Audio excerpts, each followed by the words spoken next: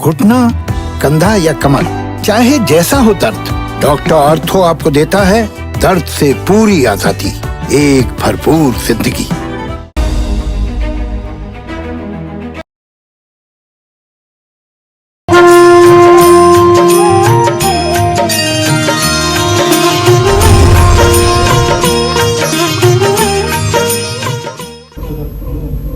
जय माता दी, नमस्कार। आप देख रहे हैं कालचक्र की खास पेशकश शुभ नवरात्रि। आपके साथ मैं हूं अभिलाषा पाठक और सबसे पहले आपको शारदीय नवरात्रों की ढेर सारी शुभकामनाएं। और मेरे साथ हमेशा की तरह मौजूद हैं प्रश्न कुंडली विशेषज्ञ पंडित सुरेश पांडे जी, जो आपको पूरे नवरात्र बहुत सरल, सटीक और असरदार उपाय बताएंगे, पूजा विधि बताएंगे। तो पंडित जी, आपका नवरात्र स्पेशल कालचक्र में बहुत बहुत स्वागत है। आशीर्वाद दें हमारे दर्शकों को। धन्यवाद। नवरात्र के नियम नहीं पता है, नवरात्र की पूजा विधि नहीं पता है, नवरात्र की सामग्री नहीं पता है, तो जानिए नवरात्र से जुड़े 9 सवालों के जवाब सिर्फ कालचक्र स्पेशल शुभ नवरात्रि में। जी हाँ, तो आज से शारदीय नवरात्र की शुरुआत हो गई है और नवरात्र के हर दिन सबसे यूनिक जानकारियां आपको पंडित जी देंगे।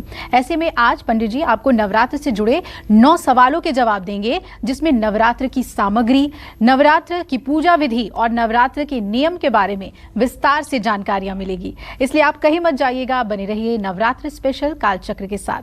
अगर आपका नवरात्र से जुड़ा कोई सवाल है तो आप हमें फोन कर सकते हैं। हमारा नंबर है 0120-665-2411। चर्चा को शुरू करें उससे पहले आइए जान लेते हैं हम आज का शुभ मुहूर्त। जी पंडित जी बताएं। 7 अक्टूबर 2021 दिन गुरुवार। आज आश्विन शुक्ल पक्ष की प्रतिपदा तिथि है दोपहर 1:46 तक। इसके बाद द्वितीया तिथि शुरू हो जाएगी। चित्रा नक्षत्र रहेगा रात 9:13 तक। इसके बाद स्वाति नक्षत्र शुरू होगा। वैधृति योग होगा रात 1:40 तक। इसके बाद विषकुंभ योग शुरू होगा। आज से शारदीय नवरात्र की शुरुआत है।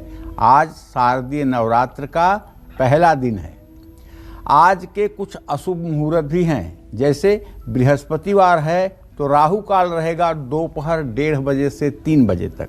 गुलिक काल सुबह 9:13 से 10:41 तक। इन अशुभ समयों में किसी कार्य का शुभारंभ ना हो तो अच्छा रहेगा। जय मां विंध्यवासिनी। तो पूजा विधि में मुहूर्त का आप जरूर ख्याल रखें, जो पंडित जी ने आपको बता दिया है।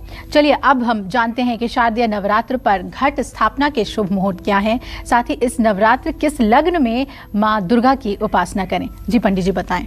देखिए, हम आपको कुछ जानकारी दें इसके पहले हम चाहते हैं कि जिस तरह से मां विंध्यवासिनी का आशीर्वाद हमारे जीवन पर छोटे छोटे कार्यों पर भी और छोटी छोटी मनोकामनाओं को पूर्ण करने के लिए भी हर समय बना रहता है, उसी तरह से हमारे सभी दर्शकों के परिवार के ऊपर भी मां विंध्यवासिनी अपनी कृपा दृष्टि बरसाएं और उनके जीवन को उन्नत बनाएं। इससे ज़्यादा खुशी और मुझे किसी बात से नहीं होगी। अगर मेरे दर्शकों की जीवन शैली बदलेगी, जीवन बदलेगा, दुखों का अंत होगा, तो निश्चित रूप से हम इसे अपनी तपस्या को सफल मानेंगे। आप सबको ढेर सारी नवरात्र की शुभकामना। और हाँ, अपनी तरफ से आप लोगों से यही कहना चाहता हूँ कि आप लोग अपने भाग्य को लेकर के नकारात्मक मत सोचिए। अपने भाग्य को लेकर के हर समय सकारात्मक और आशावान रहिए और किसी भी कीमत पर भगवती का स्मरण हर समय मन मस्तिष्क में होते रहना चाहिए और जीवन के हर सुख दुख के लिए आप उनको साक्षी मान करके चलिए। निसंदेह जीवन बदलेगा और सफलता मिलेगी। देखिए, इस बार नवरात्र 8 दिन का है। नवरात्र शब्द से बहुत लोग ये मतलब निकाल लेते हैं कि नवरात्र। ऐसा नहीं है। नवरात्र का मतलब होता है 9 तिथियों से। 9 तिथियों के भोग को नवरात्र कहते हैं। वो 10 दिन का भी हो सकता है, वो 8 दिन का भी हो सकता है, वो 9 दिन का भी हो सकता है। तो इस बार 2 तिथि एक ही दिन हो गई है, जिसके कारण एक नवरात्र घट रहा है। 9 अक्टूबर को इस बार तृतीया और चतुर्थी दोनों एक साथ हो रही है। तृतीया और चतुर्थी इस बार एक साथ पड़ रही है, जिससे शारदीय नवरात्र आज से शुरू होकर के 14 अक्टूबर को समाप्त होंगे। प्रतिपदा तिथि आज दोपहर 1:46 तक है और 9 अक्टूबर को तीसरा और चौथा दोनों नवरात्रा है। वैसे मैं बताऊं आपको, आज घट स्थापना के कुछ मुहूर्त तो बता रहा हूं, लेकिन आज आप सुबह 6:30 बजे से 11 बजे तक कभी भी घट स्थापना कर सकते हैं, कोई दोष नहीं होगा। वैसे अगर बहुत बारीकी की बात करें तो आज सुबह 11 बजे से लेकर के 11:45 तक ये घट स्थापना का मुहूर्त है और अभिजीत मुहूर्त 11:45 से लेकर के दोपहर 12:32 तक है।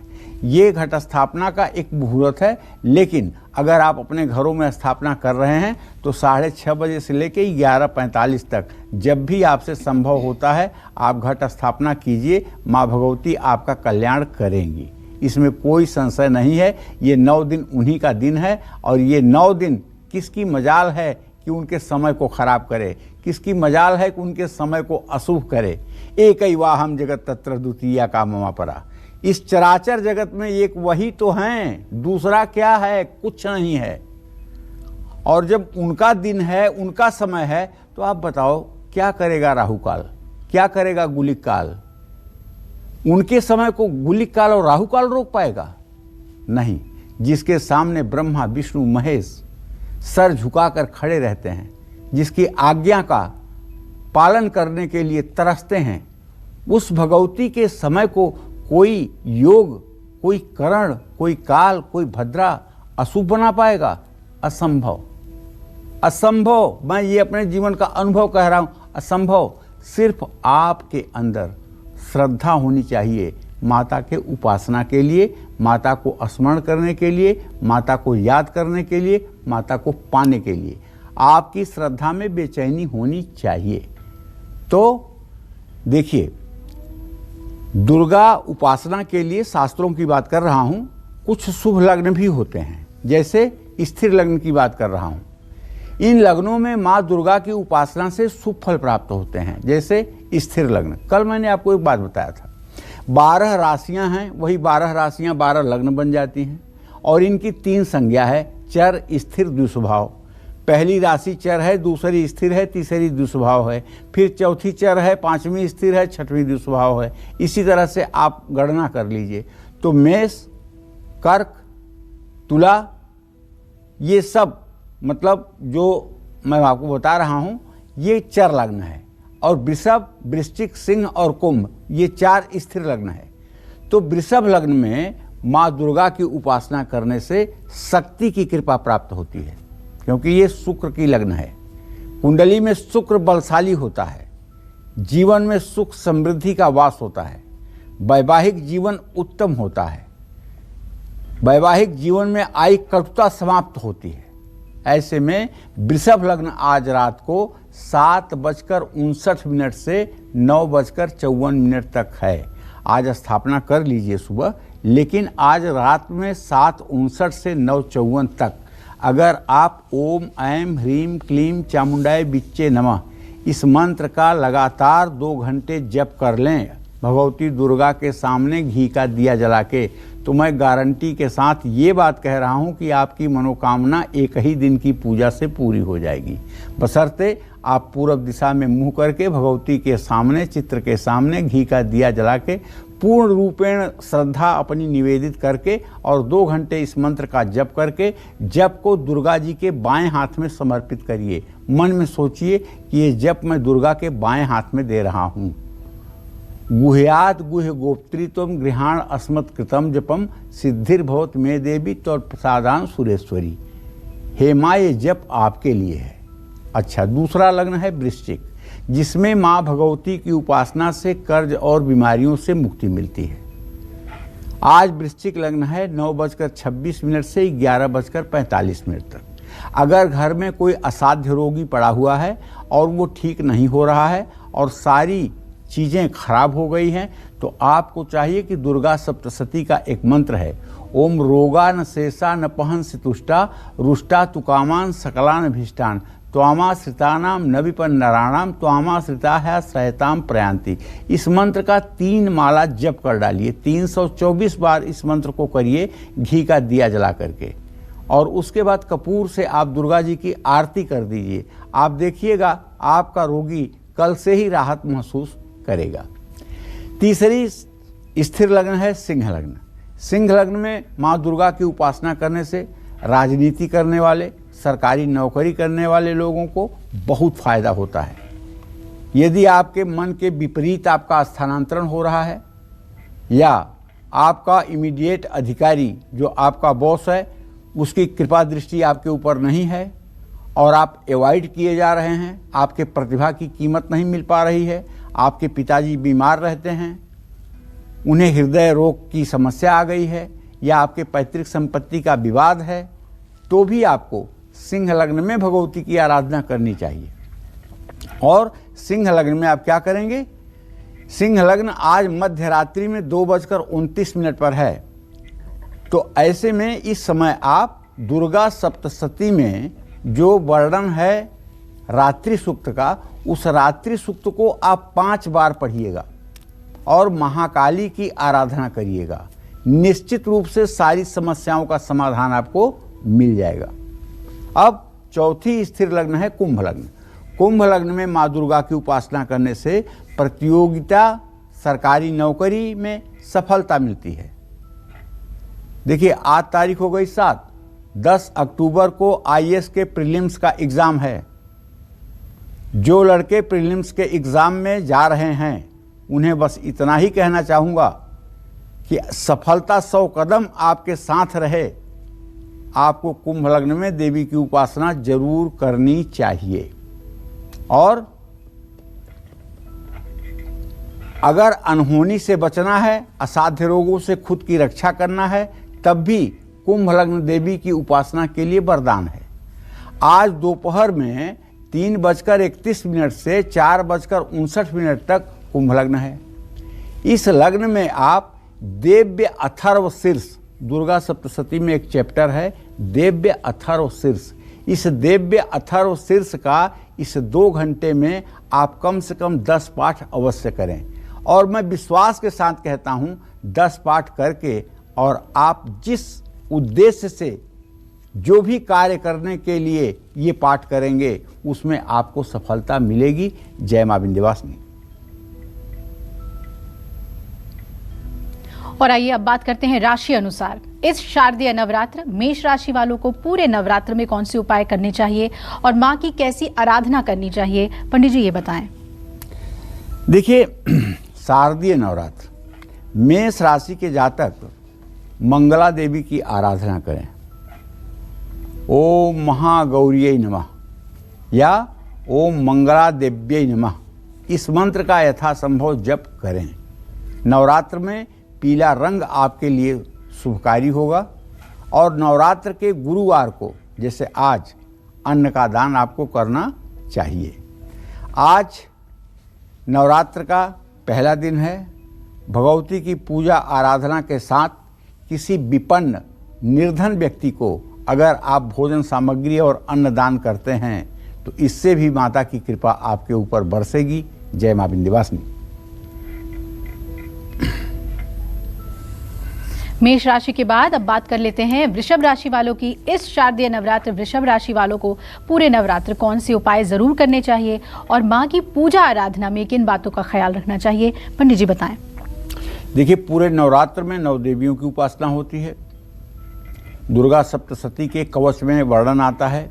प्रथमम शैलपुत्री च, द्वितीयम ब्रह्मचारिणी, तृतीयम चंद्रघंटेति कुसुमांडे चतुर्थकम, पंचमम स्कंधमातेति, षष्ठम कात्यायनी च, सप्तमम कालरात्रि तु महागौरी चाष्टमम, नवमम सिद्धिदात्री च, नव दुर्गा प्रकृतिता।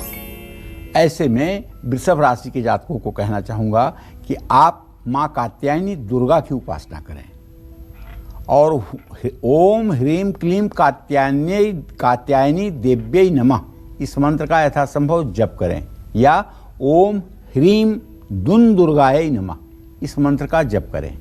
कष्टों से मुक्ति भी मिलेगी और मन भी प्रसन्न रहेगा। और अगर आनंद चाहते हैं तो सुंदरकांड का पाठ भी कर लीजिए।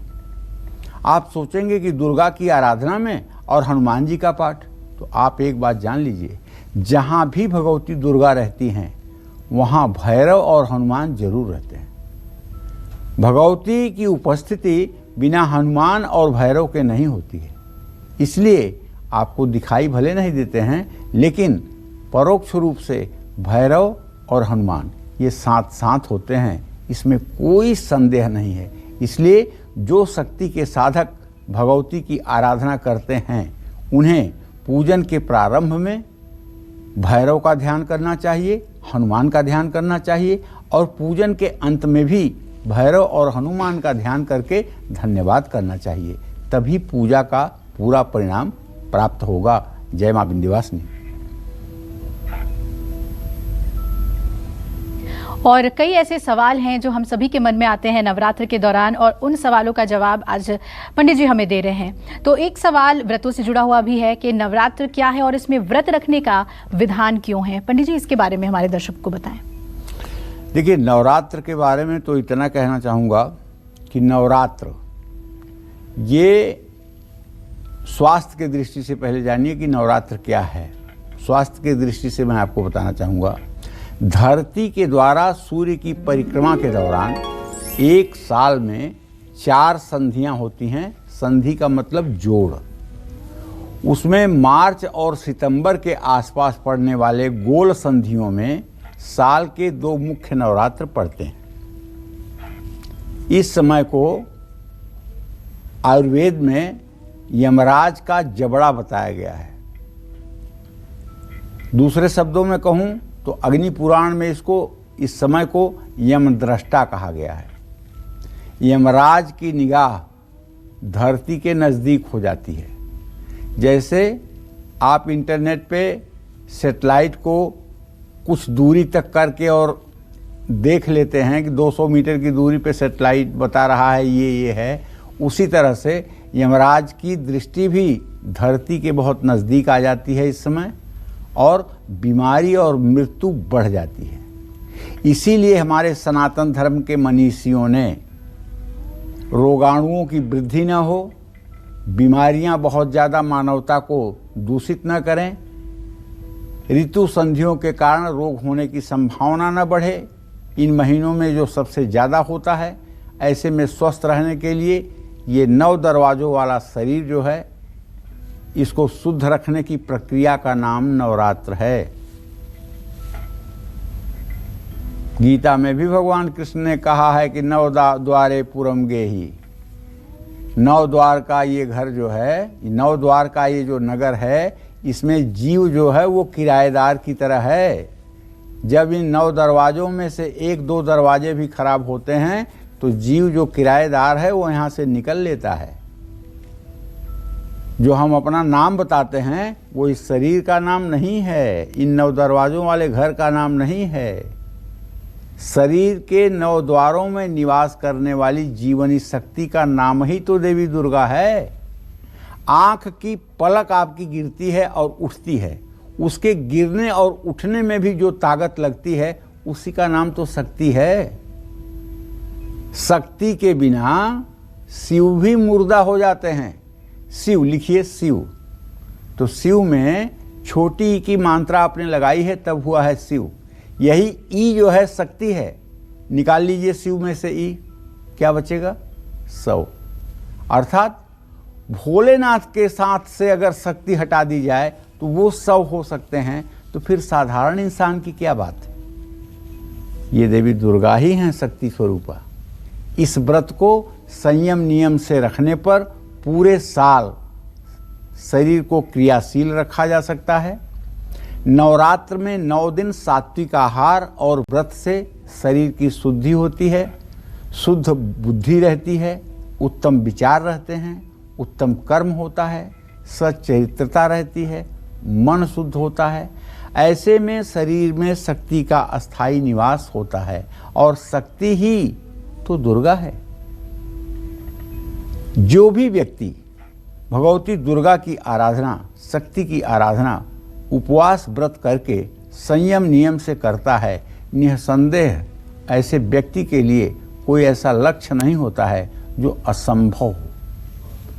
ये आप जान लीजिए कि अगर आप स्वस्थ हैं, अगर आपको डायबिटीज नहीं है, अगर आपको ब्लड प्रेशर नहीं है, अगर आप इनेमिक नहीं हैं, तो आपको व्रत जरूर करना चाहिए। लेकिन अगर आप वृद्ध हैं, अगर आप बीमार हैं, अगर आप गर्भवती हैं, अगर आप बालक हैं, तो आपको ये व्रत नहीं करना चाहिए। तब 9 दिनों तक ऐसे ही भगवती की पूजा आराधना करनी चाहिए। इस बात का भी ध्यान रखें। जय मां विंध्यवासिनी। और जैसा कि राशि अनुसार भी हम आपको बता रहे हैं कि इन 9 दिनों आपको कैसी पूजा आराधना करनी है, तो अब बारी है मिथुन राशि वालों की। इस शारदीय नवरात्र मिथुन राशि वालों को पूरे नवरात्र कौन से उपाय करने चाहिए और माँ की कैसे आराधना करनी चाहिए, जानते हैं पंडित जी से। जी देखो, मिथुन राशि के जातकों को बताना चाहूँगा कि शारदीय नवरात्र में आप भगवती दुर्गा की 9 दिन ओम ह्रीम दुन दुर्गाय नमः इस मंत्र को जप करते हुए अपना नवरात्र बिताएं। अगर आप पूरे नवरात्र में इस मंत्र का 10,000 जप कर लें तो आपके साथ 2 बात होगी। एक बात तो ये होगी कि आपकी काया निरोगी हो जाएगी, अगर कोई छोटा मोटा रोग आपके साथ है वो विदा हो जाएगा। और दूसरी बात होगी कि इन 9 दिनों में आपकी स्वप्न सिद्धि हो जाएगी। 9 दिनों में जो भी भविष्य की घटनाएं घटनी होंगी वो आपको स्वप्न में दिख जाएंगी, बशर्ते ये मंत्र 10,000 आपको नवरात्र के 9 तिथियों में रात्रि के समय घी का दिया जलाकर पूरब मुंह करके दुर्गा जी के चित्र के सामने करना चाहिए। और अंतिम दिन दुर्गा जी की विधिवत पूजा आराधना के साथ नारियल की बलि भी देनी चाहिए। अर्थात दुर्गा जी के मंदिर में, दुर्गा जी के चित्र के सामने, दुर्गा जी के क्षेत्र में नारियल तोड़ना चाहिए। और नवरात्र में हरा और नीला रंग आपके लिए शुभकारी होगा। और नवरात्र में मंगलवार के दिन गुड़ का दान करना भी आपके लिए लाभकारी होगा। जय मां विंध्यवासिनी। कर्क राशि वाले लोग इंतजार कर रहे होंगे ये जानने के लिए कि इस शारदीय नवरात्र कर्क राशि वालों को पूरे नवरात्र कौन से उपाय जरूर करने चाहिए और माँ की आराधना कैसे करनी चाहिए। पंडित जी, कर्क राशि वालों के लिए बताएं।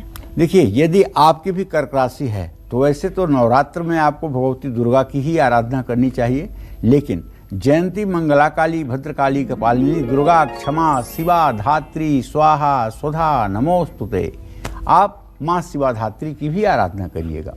ओम नमः शिवाय का मंत्र जप करिएगा। पीला और लाल रंग आपके लिए शुभ रहेगा। एक बात कहूँ आपको, अगर आप कर्क राशि के जातक हैं या आप किसी राशि के जातक हैं और आप 10 साल से दुर्गा जी की आराधना कर रहे हैं, 10 साल से आप दुर्गा सप्तशती का पाठ कर रहे हैं, 10 साल से आप व्रत रह रहे हैं, लेकिन ना तो आपके घर से गरीबी जा रही है, ना तो आपके घर से रोग जा रहा है, ना आपके घर से कर्ज खत्म हो रहा है, ना आपके घर में शुभ कार्य हो रहा है, ना तो आपके घर नए संतान की उत्पत्ति हो रही है, तो आज मैं आपको बताता हूं कि ऐसा क्या करिए कि ये सारी परिस्थिति बदल जाए।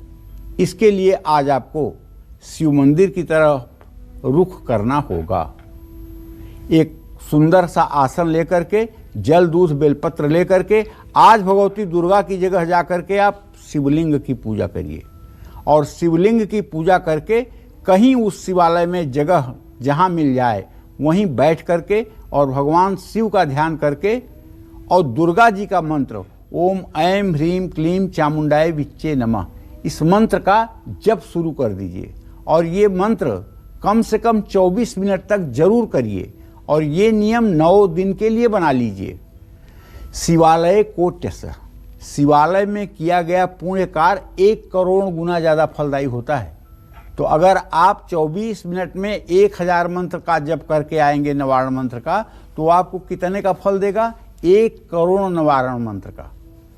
चाहे जितना बड़ा आपका प्रारब्ध खराब होगा, चाहे जितनी बड़ी बदनसीबी आपके किस्मत में लिखी होगी, चाहे जितने बड़े दुर्भाग्य से आपका नाता होगा, सब कुछ इस 9 दिनों में जलकर राख हो जाएगा और सचमुच में आप जीवन जीने के लायक हो जाएंगे। ये मेरा अनुभव है और इस अनुभव का लाभ आपको उठाना चाहिए। अगर आपको लगता है कि आपकी पूजा फलित नहीं हो रही है, पूजा करने के बाद भी आप बेकार और अशुभ जीवन जी रहे हैं, तो शिवालय में जाकर के आपको ये अनुष्ठान करना चाहिए। भगवती के मंत्रों का जप भगवान शिव को साक्षी मान करके करना चाहिए। जय मां विंध्यवासिनी। तो आज से शारदीय नवरात्र शुरू हो चुके हैं और पंडित जी आपको नवरात्र से जुड़ी बहुत ही खास जानकारी दे रहे हैं। अपनी चर्चा को आगे बढ़ाते हैं और बात करते हैं 9 ग्रहों की। तो 9 ग्रहों की कृपा पाने के लिए भी इन नवरात्रों में आप देवी की पूजा कर सकते हैं और किस स्वरूप की पूजा करनी चाहिए ये पंडित जी आपको बताएंगे। जी पंडित जी। देखिए, शारदीय नवरात्र में महाकाली, महालक्ष्मी, महासरस्वती, ये तीनों देवियों की, तीनों शक्तियों की आराधना करनी चाहिए, तभी सिद्धि प्राप्त होती है। ये तीनों देवियां सतोगुणी, रजोगुणी, तमोगुणी हैं और बिना इस 3 गुण के इस संसार में किसी चीज की कल्पना ही नहीं होती है। तो दुर्गा सप्तशती में जब ध्यान की बात आती है तो इन तीनों देवियों का ध्यान किया जाता है। तो नवरात्र में शक्ति पाने के लिए आपको क्या और कैसे उपासना करना चाहिए, इस विषय पर थोड़ा सा मैं आपको बताना चाहूंगा। रावण को पराजित करने की इच्छा से भगवान राम ने नवरात्र काल में शक्ति का संचय कर विजयदशमी के दिन रावण का वध किया था। महाभारत काल में युद्ध से पूर्व भगवान कृष्ण ने अर्जुन को पीताम्बरा शक्ति की उपासना की प्रेरणा दी थी। ये पीताम्बरा शक्ति माँ बगलामुखी हैं, जिन्हें ब्रह्मास्त्र विद्या भी कहते हैं। जिस शक्ति के द्वारा अर्जुन विजयी हुए, शारदीय नवरात्र प्रायः कन्या तुला की संक्रांति पर आता है। नवग्रह में कोई भी ग्रह अनिष्ट फल देने जा रहा है तो शक्ति की उपासना से विशेष फल प्राप्त होता है। सूर्य अगर कमजोर हो, स्वास्थ्य के लिए शैलपुत्री की उपासना करने से लाभ मिलता है। चंद्रमा का दूषित प्रभाव दूर करने के लिए नवरात्र में मां कुष्मांडा देवी की उपासना करनी चाहिए। मंगल ग्रह के अशुभ प्रभाव के निवारण के लिए स्कंद माता की पूजा करनी चाहिए। बुध ग्रह की शांति के लिए, वाणी पर अपना एकाधिकार बनाने के लिए, संगीत और साहित्य के क्षेत्र में सफलता पाने के लिए कात्यायनी भगवती दुर्गा की उपासना करनी चाहिए। बृहस्पति की अनुकूलता के लिए, ज्ञान की वृद्धि के लिए महागौरी की आराधना करना लाभकारी होता है। और शुक्र ग्रह आपके लिए अच्छा हो, आपका दाम्पत्य जीवन सुंदर हो, आपके विलासिता विलासिता की वस्तु हो, इसके लिए आपको सिद्धिदात्री की पूजा करनी चाहिए।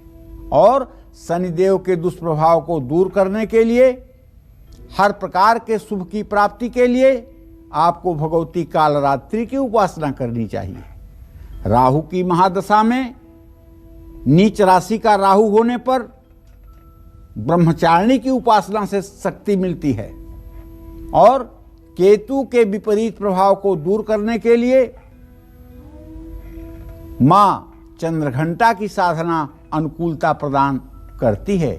जिनके घंटा में चंद्रमा विराजमान है उनको कहते हैं चंद्रघंटा।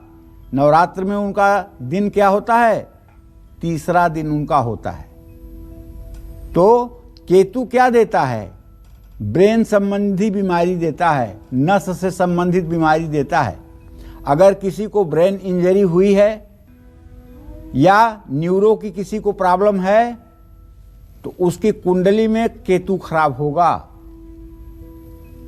संतान हो रहे हैं, होते ही मरते हैं, 2 महीने 1 महीने के होके मर जाते हैं, गर्भ खराब हो जाता है। तो ऐसे में केतु की स्थिति कुंडली के 5वें भाव को प्रभावित कर रही होगी, देख लीजिएगा। तो ऐसे में भगवती की आराधना निसंदेह आपको सफलता प्रदान करेगी, इसमें कोई दो राय नहीं है। जय मां विंध्यवासिनी। और आइए अब राशि अनुसार हम जानते हैं सिंह राशि के बारे में। इस शारदीय नवरात्र सिंह राशि वालों को पूरे नवरात्र कौन से उपाय जरूर करने चाहिए मां की कृपा पाने के लिए, और पूजा आराधना भी कैसी करनी चाहिए, पंडित जी बताएं सिंह राशि वालों के लिए। देखिए, यदि आपकी सिंह राशि है तो आप मां भद्रकाली की उपासना करिए। लाल रंग नवरात्र में आपके लिए शुभकारी होगा। नवरात्र में रविवार के दिन गुड़ का दान करिए। लेकिन एक बात कहना चाहूँगा सभी राशि के लोगों को, आप देवी की उपासना तो करिए, लेकिन देवी के साथ साथ आप अपनी माँ को भी उसी तरह से पूजिए जिस तरह से आप देवी को पूजते हैं। गोस्वामी तुलसीदास ने अपने शब्दों में स्पष्ट लिखा है रामचरितमानस में कि चारि पदार्थ करतल ताके प्रिय पितु मातु प्राण सम जाके। धर्म अर्थ काम मोक्ष चारों पुरुषार्थ उसी के अधीन हो सकते हैं जो अपने माता और पिता को अपने प्राणों की तरह चाहता हो। संसार में एक आदमी आप ऐसा नहीं बता सकते हैं, एक व्यक्ति ऐसा नहीं आप बता सकते हैं जो अपने माता पिता को प्राणों की तरह चाहता हो और वो जीवन में दुखी हो। एक भी व्यक्ति ऐसा आपको नहीं मिलेगा। और माता पिता का तिरस्कार करने वाला, माता पिता को कष्ट देने वाला कुछ दिनों तक सुखी रह सकता है, लेकिन उसका अंत दुखदाई ही होता है। इसलिए मातृदेवो भव पितृदेवो भव, माता और पिता ये साक्षात देवता है। तो मैं सभी राशि के जातकों से कहना चाहूँगा कि भगवती की आराधना करिए, लेकिन भगवती की आराधना के साथ साथ आप अपनी माँ को पार्वती, पिता को शिव भी मन में मान करके अगर आराधना करेंगे तो शायद आपका जीवन साकार होगा। जय मां विंध्यवासिनी। तो बेहद महत्वपूर्ण जानकारी राशि अनुसार भी पंडित जी आपको दे रहे हैं। आइए अब बात करते हैं कन्या राशि वालों की। इस शारदीय नवरात्र कन्या राशि वालों को किन बातों का ख्याल रखना चाहिए पूजा आराधना करते वक्त, और कुछ उपाय जो उन्हें इस नवरात्र जरूर करनी चाहिए, पंडित जी बताएं। देखिए, अगर आपकी भी कन्या राशि है तो मैं आपको यही सुझाव दूंगा कि यदि आप व्रत कर रहे हैं तो आप जयंती माता की उपासना करें।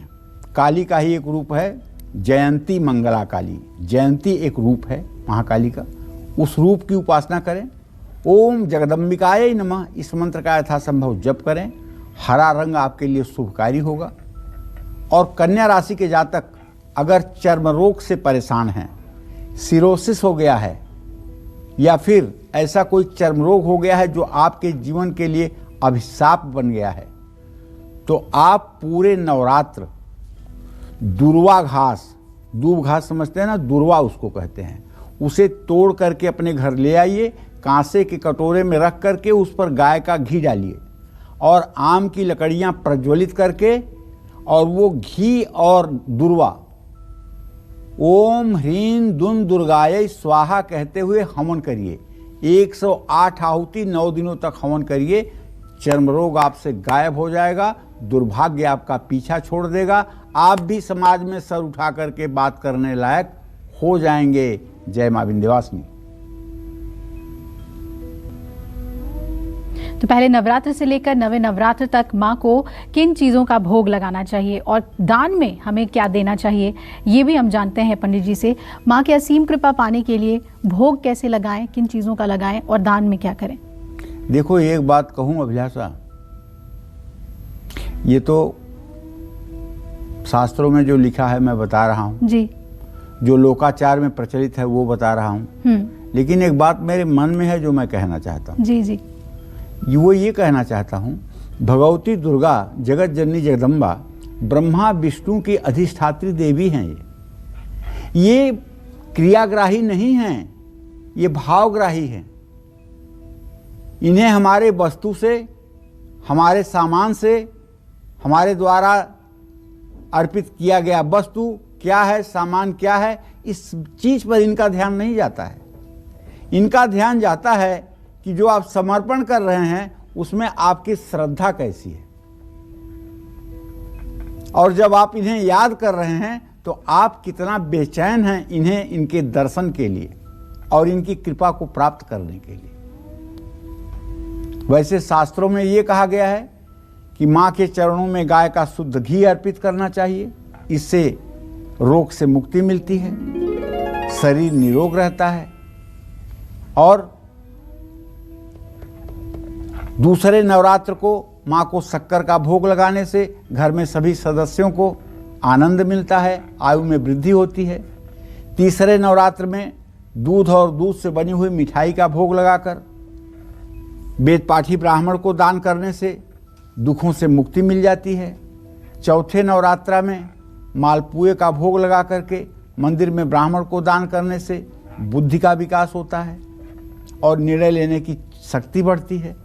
पांचवें नवरात्र में केले का नैवेद्य चढ़ाने से शरीर स्वस्थ रहता है और छठे नवरात्र को शहद का भोग लगाने से आकर्षण शक्ति में वृद्धि होती है और सातवें नवरात्र को गुड़ का नैवेद्य चढ़ाकर ब्राह्मण को दान करने से रोग शोक से मुक्ति मिलती है, आकस्मिक संकटों से रक्षा होती है। आठवें नवरात्र को नारियल का भोग लगाकर और नारियल का दान करने से संतान संबंधी परेशानियां दूर हो जाती हैं और नवमी के दिन तिल का भोग लगाकर ब्राह्मण को दान करने से इससे मृत्यु भय और दुर्घटना का भय समाप्त हो जाता है, अनहोनी से बचाव होता है। तो यदि आप गृहस्थ जीवन में हैं, ये सारी वस्तुएं आपके पास हैं, तो ऐसा आप करिएगा, आपकी मनोकामना पूरी होगी। और अगर नहीं है कुछ आपके पास तो बस आंख बंद करिए, सामने ध्यान करिए, भगवती दुर्गा आपके सामने विराजमान हैं सिंह पर, और आप उनके लिए सुंदर सी एक सोने की थाली में बासमती चावल पका हुआ, जीरा और देसी घी से उसमें छौंक लगी हुई है, सोने की एक कटोरी में खीर है, एक कटोरी में दही है, एक कटोरी में शहद है, एक कटोरी में कढ़ी है। इस तरह की वस्तुएं रखी हुई हैं जिसे आपने अपने हाथ में लिया हुआ है और भगवती दुर्गा के सामने आप निवेदन कर रहे हैं कि हे मेरी माँ, इस नैवेद्य को आप स्वीकार करें। और उनके सामने ये थाली आप रखते हैं और फिर एक चांदी की गिलास में पानी भर करके उन्हें आचमन के लिए जल भी आप निवेदित करते हैं और आप प्रार्थना करते हैं कि माँ इस सुवासित जल को भी स्वीकार करो। और उसके बाद में माता से हाथ जोड़कर प्रार्थना करके आंखें खोल लीजिए। आपकी मानस पूजा हुई, आपने भगवती को जो भी चीज़ें निवेदित की वो भगवती को प्राप्त हुई। तो आनंद कीजिए और मानस पूजा रोज कीजिए, इसमें कोई बुराई नहीं है, इससे आपकी मनोकामना पूरी होगी। और अब बात कर लेते हैं तुला राशि वालों की इस शारदीय नवरात्र। तुला राशि वालों को कौन से उपाय जरूर करने चाहिए और पूजा करने के दौरान किन बातों का ख्याल रखना चाहिए, पंडित जी बताएं। देखो, तुला राशि के जातकों को बताना चाहूँगा कि यदि आपकी तुला राशि है तो ओम दुर्गा देव्यै नमः इस मंत्र का अनवरत 9 दिन जप करिए। सफ़ेद और नीला रंग इस नवरात्रि में आपके लिए शुभकारी है। माँ दुर्गा की उपासना के बाद हर रोज गाय को रोटी जरूर खिलाएं, इससे आपकी मनोकामना पूरी होगी और धन वैभव से आप परिपूर्ण रहेंगे। जय माँ विंध्यवासिनी। और आइए अब जान लेते हैं वृश्चिक राशि वालों के लिए कि इस पूरे नवरात्र उन्हें कैसे पूजा उपासना करनी चाहिए और कौन से उपाय जरूर करने चाहिए। जी पंडित जी, वृश्चिक राशि वालों के लिए बताएं। देखिए, वृश्चिक राशि के जातकों को कहना चाहूंगा कि आप भगवती दुर्गा की उपासना नवरात्र के 9 दिनों में ओम महागौरी नमः इस मंत्र के जप के साथ करें। नवरात्र में पीला रंग आपके लिए शुभकारी होगा और हर रविवार को गुड़ का दान करिएगा और हर मंगलवार शनिवार को सुंदरकांड का पाठ करिएगा। इससे आपकी अधूरी मनोकामना पूरी होगी। जय मां विंध्यवासिनी। आज से शारदीय नवरात्र शुरू हो चुके हैं और ऐसे में पंडित जी आपको नवरात्र से जुड़ी बेहद अलग और ज़रूरी जानकारियां दे रहे हैं।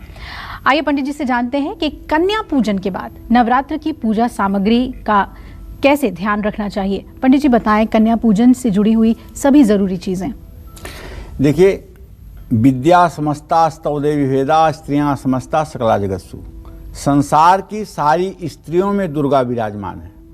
जो व्यक्ति संसार की सारी स्त्रियों में दुर्गा का स्वरूप नहीं देख पाता है, उसे पत्थर की मूर्ति देवी की पत्थर की मूर्ति की पूजा करने पर जानते हैं कैसा फल प्राप्त होता है? जैसे राख में हवन करने का फल प्राप्त होता है। इसलिए ध्यान रखिएगा, यदि आप दुर्गा साधक हैं, विद्या समस्ता स्तव देवी भेदा, स्त्रियां समस्ता सकला जगत्सु, इस चराचर जगत की समस्त स्त्रियां दुर्गा स्वरूपा हैं, ये साधक के मन में बात होनी चाहिए। हाँ, नवरात्र की पूजा का सामग्री जो है वो कन्या पूजन हो जाने के बाद उसे कहाँ रखना चाहिए, ये भी कभी कभी आप सोचते होंगे। तो कलश में डाली गई जो सुपारी है, सिक्का है, उसे अपने पास रखना चाहिए। माता की लाल चौकी पर बिछे लाल कपड़े को भी अपने पर्स या तिजोरी में रखना चाहिए। माता को यदि आपने लाल चुनरी चढ़ाई है, उसे भी अपने पास संभाल कर रखिए। इसका प्रयोग नई गाड़ी खरीदने पर भी गाड़ी में किया जा सकता है। कहीं अगर आपके घर में रिंग सेरेमनी है तो आप अपने बहू को भी ये चुन्नी ओढ़ा सकती हैं।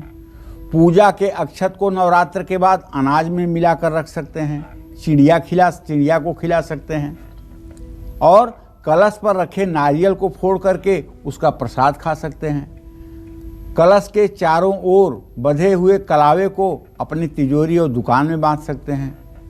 नवरात्र में इस्तेमाल होने वाले फूल और माला को जल में प्रवाहित न करके इसे सूखने के बाद इसको किसी गमले में डाल दें। जौ बोए हैं तो कन्या पूजन के बाद कुछ जौ तोड़कर अपनी तिजोरी में रखें और अपने सर पर रखें। जिस बर्तन में आपने जौ बोए थे उसको अपने गार्डन में रख दें। तो इस तरह से जो नवरात्र के अवशेष सामान है विसर्जन के बाद जो सामान है उनको इस तरह से प्रयोग करें तो निस्संदेह आपको पुण्य की प्राप्ति होगी। जय मां विंध्यवासिनी। तो पंडित जी, आज जो आपने 9 सवालों के जवाब दिए हैं उसके बारे में हमारे दर्शकों को जानकारी दी है, मुझे लगता है जो पहली बार नवरात्र कर रहे हैं उनके लिए तो बेहद ज़रूरी है, महत्वपूर्ण है। बहुत बहुत धन्यवाद आपका। तो आज का हमारा विषय बहुत पसंद आया होगा। कल फिर एक नए विषय और आपकी परेशानियों को दूर करने के लिए ढेरों उपाय लेकर हम आएंगे पंडित सुरेश पांडे जी के साथ। तब तक कालचक्र की पूरी टीम को दीजिए इजाजत। एक बार फिर से नवरात्र की ढेर सारी शुभकामनाएं और हाँ, देश दुनिया की खबरों के लिए आप देखते रहिए न्यूज़ 24। नमस्कार। खास जड़ी बूटियों से बना पेट सफा आयुर्वेदिक चूर्ण आज ही ले आएं। पेट सफा पहली रात से ही असर दिखाता है और इसकी आदत भी नहीं पड़ती। पेट सफा, हर रोग दफा।